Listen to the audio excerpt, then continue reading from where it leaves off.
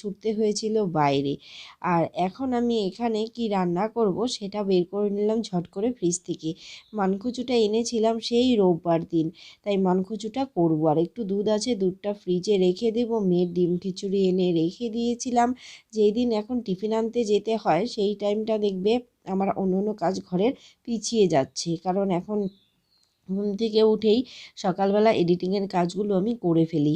আর এখন দেখছি যে এখানে পেঁপে আর ফুলকপি, বাঁধাকপি, একটু বিনস আছে। কি করব চিন্তা ভাবনা হচ্ছে, করতে করতে পেঁপেটাকেই বের করে নিলাম। পেঁপেটা দিয়েই আজকে একটু রান্না আয়োজন করতে হবে। তো এখন ইদানিং আমরা পেঁপে খাওয়া, কোয়াশ খাওয়া এগুলো শুরু করে দিয়েছি, কারণ গরম চলে এসছে। তো এই দেখো তোমাদের সাথে কথা বলতে বলতে মেয়ে অ আ লিখেছে, মা বলল নিচেরটা ও লিখেছে, উপরেরটা মা লিখে দিয়েছে। আবার একটু বই নিয়ে বসে পড়লাম, কারণ মেয়ের এখন পড়ার মুড হয়েছে। তো মা বলল আমি একটু তরকারিটা কাটি, আর তুই একটু না হলে ওকে একটু পড়িয়ে দে। তা আমি ওকে বললাম যে ঠিক আছে বাবা, তুমি বসো, আমি ডালটা ভিজিয়ে আসি। তো আজকে ডালটা পেঁপে দিয়ে করব, পেঁপে আর তিতা করলা দিয়ে ডালটা করব। কারণ এর আগের দিন আমি এক দিদিভাইকে দেখলাম যে পেঁপেটা তিতা করলা আর পেঁপে দিয়েই একটু তিতার ডাল করেছে রাঁধুনি ফোড়ন দিয়ে। দেখে আমার ইচ্ছে হলো যে সত্যিই তো তাই, এরকম কথা গরমের দিনে এখন রাঁধুনি ফোড়ন দিয়ে শুক্তোর মতো করে ডাল বা শুক্তো খেতে তো সব ভালো লাগে, আর আমি তো খেতে ভালোই বাসি। সমস্যা শুধু একটাই যে বরমশাইয়ের কাছে এগুলো এই সমস্ত ডাল একদমই প্রিয় না আর কি। ও খাবে শুধু মুসুরি ডাল সেদ্ধ, আর আমাদের জন্য বাড়তি কিছু তখন আর এক্সট্রা করব সেটার এনার্জি হয় না, তার জন্য মুসুরি ডাল সেদ্ধ দিয়ে আমরা চালিয়ে দিই বেশিরভাগ দিনটা। কিন্তু আমার তো ভালো লাগে না, মাঝে মধ্যে একটু স্বাদ চেঞ্জ করতে ইচ্ছে হয়। আর মেয়েকে একটু পড়ানো হয়ে গেছে, আর ঝট করে চলে এলাম রান্নাঘরে। 12:30টার কাছাকাছি টাইম, আর লেট করা যাবে না। তো সর্ষে আমি স্টোর করে রেখেছি, তো দেখো কিভাবে স্টোর করি তোমাদের সাথে একটু শেয়ার করলাম। সর্ষে বাটাটা আমি এখানে একটু কাঁচা লঙ্কা নুন দিয়ে বেটে নিয়েছি, তাতে একটু সর্ষের তেল দিয়ে দিচ্ছি। আর যাতে এটা ডিপ ফ্রিজে রাখার পর নষ্ট না হয় তার জন্য এখানে দিয়ে দিচ্ছি একটু ভিনেগার দিয়ে সর্ষে বাটা প্রায় 1 মাস মতো ব্যবহার করা যাবে। তো অল্প করে এবার বেটেছি, আর এখন দেখবে সর্ষেটা একটু বেশি চলবে, কারণ শুক্তো তো অনেক সময় সর্ষে বাটা দিতে হয়, তারপরে চচ্চড়ি বলো, সর্ষেটা এখন একটু চলবে। তো মিক্সিতে হঠাৎ করে পেস্ট করতে গিয়ে কিছু একটা খুলে গেল, আওয়াজ হলো, বুঝতে পারলাম না কি খুলে গেল। পরে বুঝতে পেরেছিলাম মিক্সিটা এটাও খারাপ হয়ে গেল, আর যে মিক্সির যে বাটিটা আছে সেটার থেকে ওয়াশারটা খুলে এসেছে। যাই হোক, এখন ঝটাপট করে এই কালো জিরে আর কাঁচা লঙ্কা, শুকনো লঙ্কা ফোড়নে এইটা নেড়ে চেড়ে নামানোর আগ দিয়ে সর্ষে বাটা দিয়ে দেবো, তার জন্য সর্ষে বাটাটা করে রাখলাম। আর লাউটা দিয়েই ডালটা সেদ্ধ করে নেব। আর ডাল ছিল দু রকমের, এখানে মুসুরি ডালের সাথে আমি একটু খেসারি ডাল দিয়ে দিয়েছি, কারণ তিতার ডালটা একটু খেসারি ডাল না দিলে না টেস্টটা ঠিক আসে না। আর তিতা করলাগুলোকে আমি একটু কড়া করে ভেজে দেব, কড়া করে ভেজে দিলে তিতা করলা সে তেতো ভাবটা চলে যাবে। আর এটা হয়ে গেছে, একটু নুন চিনির ব্যালেন্সটা মুখে চেক করে নিলাম, টেস্টটা ঠিকঠাক আছে। এখন লাস্টে সর্ষে বাটার একটু কাঁচা সর্ষের তেল দিয়ে নামিয়ে দেবো। সর্ষে বাটা দিয়ে তো বেশি ভাজা ভাজা করা যাবে না। তো মানকচুটা ভীষণ ভালো লাগলো খেতে, দুদিনই খেয়েছি। 10 টাকা দিয়ে অত বড় টুকরাটা নিয়ে এসেছিলাম, 10 টাকা দিয়ে টুকরোটা নিয়ে আসার পরে দুদিন গেল। এরপরে বড়মশাইকে বললাম 20 টাকা দিয়ে মানে একটু বড় দেখে নিয়ে আসবে, যাতে 3-4 দিন খেতে পারি। আর কচু বাটা, মানকচু এগুলো খেতে আমার ভীষণ ভালো লাগে। তো একটু ব্যাটার রেডি করে নিলাম, সর্ষে বাটা আরেকটু কাজে লাগবে। এখানে আছে চাল কুমড়োর পুর, এগুলো নুন মেখে রেখে দিয়েছিলাম, এখন চিপে চিপে জলটা ফেলে দিচ্ছি। এখানে সর্ষে পুরটা ভরে নিয়ে একটু ব্যাটার করে নিয়েছি বেসন টেসন দিয়ে, বাস সেটা দিয়েই পকোড়া ভেজে নেব। যেহেতু ডাল আছে, পুরটা করব বলে করা হচ্ছিল না, ফ্রিজে অনেক দিন থেকেই ছিল, কিন্তু যখন দেখি হাতের কাজটা একটু হালকা থাকে তখন পকোড়া ঠোকরা করতে চলে আসি। আর সব সময় না এনার্জিতেও কুলায় না। তো ডালও হয়ে গেছে, এখন তিতা করলা ভাজাটা ডালে দিয়ে দিব, দিয়ে রাঁধুনি আর শুকনো লঙ্কা ফোড়ন দিয়ে ডালটাকে দেব ফোড়ন দিয়ে, ব্যাস খেতে খুব ভালো হয়েছিল। আর গরম গরম ভাব তো চলেই এসছে, চৈত্র মাস আজকে থেকেই পড়ে গেল। তো ফাল্গুন চৈত্র মাস তো জানোই কতটা গরম থাকে, শুষ্ক থাকে। এই সময় সজনে, তিতা করলা, ঠান্ডা ঠান্ডা জিনিস, শুক্তো এই সমস্ত খেতে হয় যদি শরীরকে ভালো রাখতে হয়।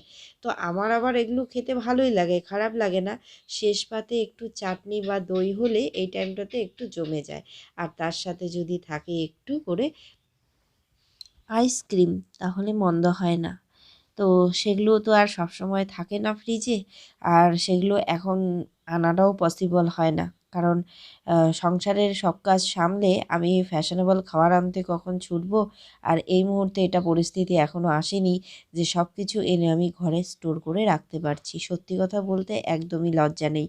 তো এখন আমি এখানে দিয়ে দিচ্ছি ফোড়নটা। রাঁধুনিটা জানো, তোমাদেরকে আরেকটা ট্রিক্স আমি শিখিয়ে দিচ্ছি। হিং, রাঁধুনি, গরম মশলা এই সমস্ত কিছু যদি ফ্রিজে স্টোর করা যায়, দেখবে এর স্মেলটা খুব ভালো থাকে। আর কিছু মশলাপাতিও আমি ফ্রিজে রেখে দিই, তার জন্য আমার ফ্রিজে একদমই জায়গা থাকে না, কিন্তু রেখে দেখেছি ভীষণ উপকারে লাগে। তোমরাও চাইলে, যদি না জেনে থাকো আমার কথা শুনে, একবার এগুলো ফ্রিজে রেখে দেখো, তাহলে অবশ্যই আমাকে কমেন্ট করে জানাবে যে সত্যি দিদিভাই বলেছিলে যে হ্যাঁ এগুলো ফ্রিজে রাখলে ভালো থাকে। আমি আগে জানতাম না, রেখে রেখে দেখে দেখলাম যে সত্যি গরম দিনে ছাতুটা ফ্রিজে রাখি, তারপরে সর্ষে যে এরকম পেস্ট করে ফ্রিজে রাখছি, এগুলো তো রাখেই সবাই, কিন্তু মশলাপাতি যদি রাখা যায় অসম্ভব লেভেলের ভালো থাকে। তাতে 1 মাস যদি বাইরে রেখে নষ্ট না করতে হয়, তাহলে ফ্রিজে রাখলে অন্তত 2-3 মাস তোমরা ব্যবহার করতে পারবে। তো কথা বলতে বলতে এখানে পুরটা দিয়ে দিলাম। রান্না শেষের দিকে দুটো শিং মাছ, আসলে শিং মাছ ছিল 4খানা শিং মাছ, জ্যান্ত জ্যান্ত শিং মাছ আর কি, জিয়ানো ছিল, সেখান থেকে 2টা মরে গেছে আর 2টা মেয়ের জন্য এখানে ঝোল করে দিচ্ছি। যদিও আমার মেয়ে এখন একবেলা করে ও মাছের ঝোল বা যে কোনো কিছু একবেলা খাচ্ছে, আর রাত্রেবেলা ওকে দুধ ভাত দেওয়া হচ্ছে, তার জন্য 2টো মাছ দিয়ে আর একটু পেঁপে আর আলু দিয়ে ওকে ঝোল করে দেব। এই রান্নাটার কথা না একদম ভুলে গেছিলাম, হঠাৎ দেখছি যে মা এগুলো মেখে ঢেকে রেখে দিয়েছিল। কালবৈশাখী ঝড় কারোর কাছে আমার মনে হয় না যে সুখদায়ক, কোনো না কোনো ক্ষতি করে দিয়েই যাবে। তো আমার ক্ষেত্রে আজকে তাই হলো। সকাল থেকে ব্লগটা শুরু করেছিলাম, ভেবেছিলাম তোমাদের সামনে আসব, কথা বলবো, গল্প করব, বিকেলের কি কাজকর্ম হচ্ছিল আজকে আমাদের সিঁড়ির ঘরে সেগুলো তোমাদের সাথে শেয়ার করব। কিচ্ছু হয়নি। এখন এতটাই মুড অফ যে আমি বসেছিলাম, জাস্ট চা খেয়ে উঠলাম, সর্বনাশ করে দিয়েছে একদম, সর্বনাশ। আধা ঘন্টার থেকে কি 1 ঘন্টার মতো বৃষ্টি হয়েছে। এই বড় বড় শিল পড়েছে, এই বড় বড়, বুঝতে পারছো? হয়ে গেল কাণ্ড। সিঁড়ি ফিনিশিং হয়ে গেছিল আজকে আমাদের। সিঁড়ি ফিনিশিং করে সিঁড়ির ঘরের প্লাস্টারগুলো হয়েছিল দুপাশের ওয়ালে। ব্যাস মিস্ত্রি দাদারা চলে গেলো 5টার সময়। 5:30টার সময় ঠিক অন্ধকার হয়ে মেঘ চমকাতে শুরু করলো। আর ওনারা ভেবেছিল যে হয়তো বৃষ্টি এলো মাঝরাত্রে বা শেষ রাত্রের দিকে হবে। আমি একবার বলেও ছিলাম ওনাদেরকে যে বৃষ্টি আসবে না তো, বললো যে না, নাও আসতে পারে। তো এই বছরের প্রথম কালবৈশাখী ঝড় আমার মানে একদম ক্ষতি করে দিয়ে গেল। কি বলবো, আমি গিয়ে বারবার করে সিঁড়িটা দেখে এসেছি, মানে বারবার করে দেখছি, টর্চ নিয়ে গেলাম একবার, চার্জার নিয়ে গেলাম একবার। বৃষ্টি না মানে অল্প একটু কমেছে তখনই আমি গেলাম ছুটি। এমনি বৃষ্টি হতো কোনো আপত্তি ছিল না, কিন্তু যে বড় বড় শিলগুলো পড়লো, সিঁড়িটা এত সুন্দরভাবে ফিনিশিং হয়েছিল গাইস, কি বলবো তোমাদেরকে। কালার করলে সিঁড়িতে মানে আরও বেশি ভালো লাগতো। সিঁড়ি তো আমি এখন পাথর বসাচ্ছি না, সিঁড়িটা এমনি আমি যে কালারটা করব ভেবেছিলাম তার জন্য সিঁড়িটা একদম পলিশ করে দিয়ে ওরা নেমে মানে সুন্দর করে, মানে একদম নিখুঁত হয়েছিল। আমাদের সকাল থেকে মনটা ভীষণ হ্যাপি ছিল যে সিঁড়ির ফিনিশিংয়ের কাজটা এত সুন্দরভাবে হয়েছে। ব্যাস, কি আর করব। আর আমি আমি জানো তো সবসময় টেনশন করতাম কি যে সিঁড়িটা যাতে খুব নিখুঁত হয়, কোথাও যাতে না ভাঙে, কোথাও যেন না ফাটে। মানে সিঁড়ির ব্যাপারটা বুঝতেই পারছো, যখন সিঁড়িতে ফ্রেম মানে কি বলে হাতলটা লাগানো হবে বা কালার হবে বা পাথর হোক যেটাই হোক, জানি আমি এটা পরবর্তীতে ভাঙা হবে বা ভেঙে আমি অন্য কিছু দেবো, কিন্তু তবু এখন আমার ঘরে যখন সব কিছু কালারিং মানে কালার করা হবে, সব কিছু সেট করা হবে, সিঁড়িটাও যাতে সেরকমভাবে ডেকোরেটেড হয়, সেটাই আমি চাচ্ছিলাম। আমি চাইলে কি হবে, সব কিছু গন্ডগোল করে দিয়ে চলে গেলো। 8 ঘন্টা পরে বৃষ্টিটা আসলে কি ক্ষতি হতো, বা 1 ঘন্টা পরে আসলেও কোনো অসুবিধা ছিল না, কেন জমে গেছিলো, অনেকটাই জমে গেছিলো। আমি দেখলাম গিয়ে, এত খারাপ লাগছে, সিঁড়িটা মানে হয়ে গেছিলো। সকাল সকাল ওরা এসে ফার্স্ট সিঁড়ির কাজটাই করেছিল, কিন্তু যে পলিশের ব্যাপারটা সেটা ওরা দুপুরবেলা লাঞ্চের পরে করেছে। এত বড় বড় শিল মাঝখানে মাঝখানে পড়াতে সেই জায়গাটা মানে ফুটো হয়ে গিয়ে ওখান থেকে বালু সিমেন্ট সব বেরিয়ে যাচ্ছে, ধুয়ে যাচ্ছে জলের সাথে। দেখে আমার মানে কি বলবো, কষ্ট লাগছে। ওনাদের পরিশ্রম, এত নিখুঁতভাবে কাজ করে, যে কোনো মানুষের পরিশ্রমটা যেটা যদি এরকম জলে ধুয়ে যায় তার সাথে তো অর্থ আছেই। তো গেল, এরকম হয়নি, কখনো হয়নি। এখন তো এই হুটহাট করে কালবৈশাখী চলে আসবে, তার জন্য সবাইকে প্রস্তুত থাকতে হবে। তো ঘরে কোনো প্লাস্টিক ছিল না যে আমি ঝটাপট করে গিয়ে প্লাস্টিক দিয়ে ঢেকে দেবো, সেটাও নেই। আর ঢাকা যাবে না, কারণ সিঁড়ি তো ধাপে ধাপে নেমে এসছে, ওগুলোতে তো পাড়াও দেওয়া যাবে না। তো প্রবলেমটা ছিল এই জায়গায়। এখন আমার মানে মাথাটা বনবন করে ঘুরছে, মানে এরকম করে কোনো কিছু ভালো লাগছিল না, মেয়েকে খেতেও দিতে ইচ্ছা করছে না, নিজেও খেতে ইচ্ছা করছে না। কিন্তু একটা যেটা কাজ মানে আমাকে করতেই হয় শত কাজের মাঝে, যে খাওয়া দাওয়া আমি একবেলা কম করি, কিন্তু এই যে এডিটিংয়ের কাজটা করতেই হবে।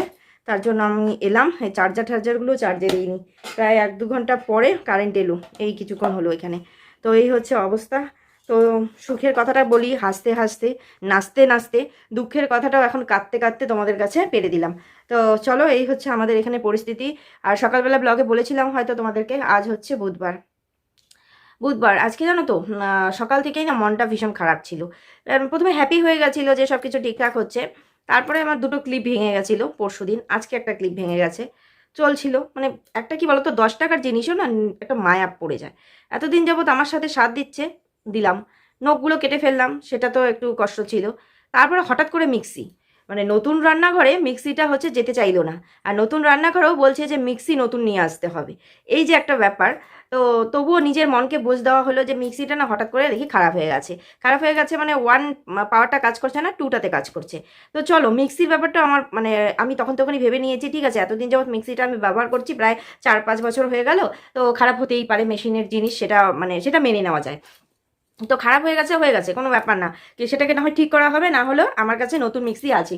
ওই যে দেখো, দেখতে পাচ্ছ ওই যে ব্লু কালারের প্যাকেটটা, একদম আমার নিউ মিক্সি। মানে আমাদের বিবাহ বার্ষিকীতে সম্ভবত, হ্যাঁ এদের এরকমই একটা স্পেশাল কোনো একটা অকেশন ছিল, তো বরমশাই এটা গিফট করেছিল আমার জন্মদিন সম্ভবত, মানে এরকম একটা পারপাস হবে। তো একটা মিক্সি অ্যামাজন থেকে অর্ডার করা হয়েছিল, সেটা ব্রোকেন এসেছিল। তারপরে আবার ফ্লিপকার্টের থেকে অর্ডার দেওয়া হয়েছে, তো 2টো অর্ডার দেওয়া হয়ে গেছে, দুটোই আবার একদম ভালো এসছে। মানে কালারটা ডিফারেন্ট এসছে, ওটা হচ্ছে ব্লু কালার, এটা হচ্ছে হোয়াইট কালার, যেই মিক্সিটা আমি ব্যবহার করি। তো মিক্সির ব্যাপারটা আমি নিজের মনকে বুঝ দিয়ে দিলাম যে হ্যাঁ কোনো ব্যাপার না, চলো এই মিক্সিটা কাজ না করলেও ঠিক না হলেও আমি নতুন মিক্সিটা নতুন রান্নাঘরে সেট করব, এটা একটা ঠিকঠাক আছে। বাট এই যে সিঁড়ি ব্যাপারটা, এটাও আমি জানি যে এসে সেটাকে আবার ওরা ঠিক করে দিবে, প্লাস্টার হয়ে যাবে, কিন্তু সামান্য সামান্য জিনিসে না মনটা ভীষণ খারাপ হয়ে যায় আমার। আর সেটাই মাথার মধ্যে না বারে বার ঘোরাফেরা করতে থাকে, এটা হচ্ছে আমার ভীষণ ব্যাড হ্যাবিট। বারবার বড়মশাই বলছে, মা বলছে, ওর পাপা বলছে যে ঠিক আছে চলো, খারাপ হয়ে গেছে, বৃষ্টি প্রাকৃতিক দুর্যোগ তো কারো হাতে নেই, তো সেগুলো আবার কালকে এসে ওরা ঠিক করে দিবে বা পরশু ঠিক করে দিবে।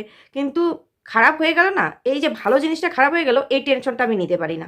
এটাই আমার মানে এই ব্যাপারটা, মানে এটা আগাগোড়াই ছিল আমার, মানে এইটাই আমার সারাদিন কেন এরকম হলো, না হলেও পারতো, কালকে করলো, কালকে হলো না বৃষ্টি।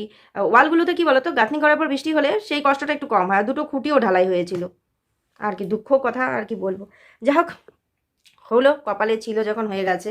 আমি চুলটাও আছড়াইনি, কিন্তু এই মনটা খারাপ, এই জাস্ট চুলটা খালি কোনোরকম একটু বেঁধে তোমাদের সামনে বসলাম, কারণ এখন তো কাজ করতেই হবে। আর এই চার্জারটাকে দেবো চার্জারটাকে চার্জ দেবো। আর বালিশ টালিশগুলো সব এলোমেলো, মেয়ে এখানে ঘুমিয়েছিল বিছানাতে। আর কি করব, মেয়েটাও এখন মনটা ওরও খারাপ হয়ে গেছে। আর সব থেকে কী বলে তো, মেয়ে আমার হচ্ছে মানে বুঝতে পারছে না যে আমি কি নিয়ে টেনশন করছি। যেই বৃষ্টি এসেছিল, মেয়ে এদিকে বৃষ্টি, আমি করছি টেনশন, আর মেয়ে বারবার করে বলছে যে সকালবেলার কবিতাটা মুখস্থ করছে, মানে ওর ওই কথাটা মনে পড়লো যে রেন রেন মানে বৃষ্টি, ও এটা বুঝতে পারে, বলছে রেন রেন গোয়ে কাম এগেন এনাডার দিয়ে little Johnny wants to play. এই যে ওইগুলো বলছে না, আমার মাথাটা তখন বিশ্বাস করবে না, মনে হচ্ছিল যে কি করি, আরে বাবা আমি আছি টেনশনে, ও হচ্ছে মনের আনন্দে কবিতা বলে যাচ্ছে। তো বাচ্চা তো, তার জন্য মানে কি লস হয়ে গেল, কি ক্ষতি হয়ে গেল, সেটা ওদের কাছে ব্যাপার না, কিন্তু যে বুঝতে পারছে যে বৃষ্টি নেমে গেছে, কবিতাটা এই এই সময় যে কবিতাটা বলতে হয়, এই সেন্সটা ওর মধ্যে কাজ করছে। তো চলো আসো, পড়তে বসবে, আমি ওকে একটু পড়াই। মাঝে মধ্যে আবার ভিডিও এডিটিংয়ের কাজটা 5-10 মিনিটের কাজ আছে, ওটা করে নিয়ে ওকে পড়াতে বসবো। সকালবেলা আমি পড়িয়েছিলাম, মার কাছে ও লিখেছিল, আর এই যে ওর বুক চলে এসছে। মেয়ে কি করছো? মুস্কু শরীরটা মাঝখানে খারাপ হয়েছিল, ওষুধ খেয়ে এখন মুস্কু একদম ঠিক আছে। হায়, তো এইগুলো মুস্কুর হচ্ছে সংসার, যেগুলো নিয়ে মুস্কু বসে। তো চলো গাইস, আমি এখন ভিডিও এডিটিং করে নিই, ভিডিওটা আর বড় করছি না, ভিডিওটা এখানেই শেষ করে দেবো, কারণ আমার একদম ইচ্ছে করছে না যে আর বক বক করি, আর তোমাদের সাথে কিছু শেয়ার করার নেই। মা রান্না বান্না করে রেখে দিয়েছে, আমরা সেগুলো দিয়ে রাতেবেলা খেয়ে দিয়ে ঘুমিয়ে পড়বো, আর দেখাবার মতো কিচ্ছু নেই। তো চলো, বাই বাই।